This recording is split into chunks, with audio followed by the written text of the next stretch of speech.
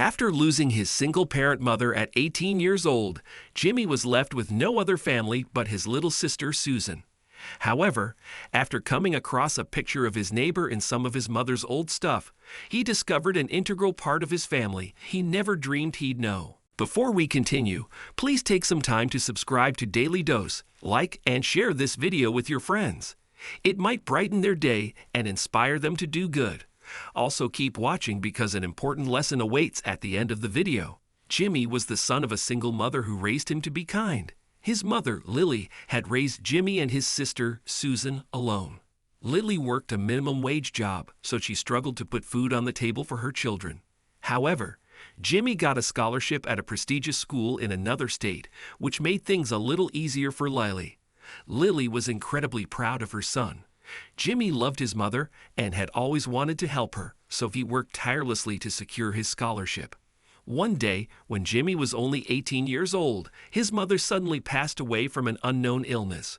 Jimmy was utterly devastated and worried even more for his sister, who was only 4 years old at the time. Having no other family to count on, Jimmy decided to leave school to find a job so he could look after Susan. He moved back home and started looking for a job, fully taking on the role of his sister's guardian. And so, Jimmy got a job as a waiter at a local restaurant and looked after his sister. Jimmy would always assure his sister, "It's just you and me now, princess. I know it doesn't seem like much of a family, but we'll be all right." One day, Jimmy was sorting out some of his mother's stuff, seeing what they'd keep and what they'd donate to charity. As he went through one of her drawers, he saw an old picture of his mother with a man. Weirdly, Jimmy recognized the man. It was his neighbor, Ed. Could that really be him? He thought. However, the picture was fairly old, and he couldn't be sure. As he continued going through his mother's things, he came across a couple of other pictures of his mother and this man, including one of the duo standing next to each other, holding Jimmy as a baby. Jimmy flipped the photo over and saw a message at the back that proved his suspicions. It read, "To my beloved Lily, a long memory from Ed." Jimmy was confounded by this discovery and decided to get to the bottom of it and question Ed himself. He headed to Ed's house, and as he knocked on the door, a million thoughts rushed through his mind. Did my mother and Ed have a history? And if so, why had they never mentioned anything? Jimmy thought. As he stood at the door knocking, he began to consider how crazy all this was. Even if they did have some deep hidden history, where would Jimmy even start? In a state of panic, Jimmy turned around, ready to leave. "Jimmy!" a voice said as the door opened. Still with his back to the door, Jimmy began to well up. He turned to Ed, walked up to him, and without a word, he handed Ed the pictures. Ed turned pale, stunned, as he looked at the picture in his hand. "Please come in," Ed said.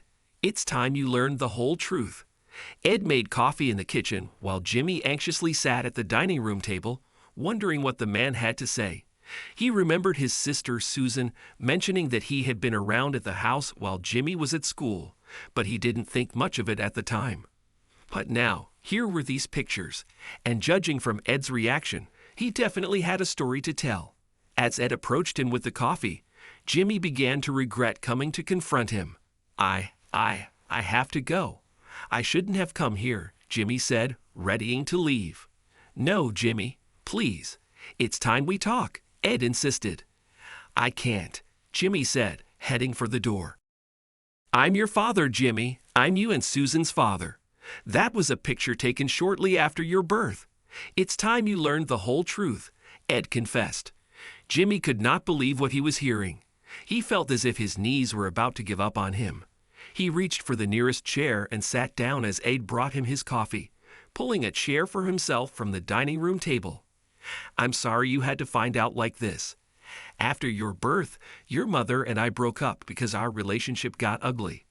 We didn't communicate for a long time, not until you left for school. We thought we'd give it another try, but things didn't work again," Ed confessed, tearing up. "All this time? And you never said anything?" Jimmy retorted. "Believe me, I wanted to reach out to both you and Susan, but after the second breakup, your mother forbade me from seeing you both, I tried to stay as close to you as possible, so I moved in next door but kept my distance, Ed said. And when were you planning on telling us all this? Ha, Jimmy said, getting frustrated. You just lost your mother. I thought I'd give it a little time before dropping it on you. I'm sorry. That was selfish of me. There's no formula to this kind of thing, you know? I messed up, Ed said. Jimmy began to break down. Ed embraced him, finally holding his son in his arms as they shared a warm, tearful embrace. In the end, Ed took Jimmy and Susan in, and they established a family relationship.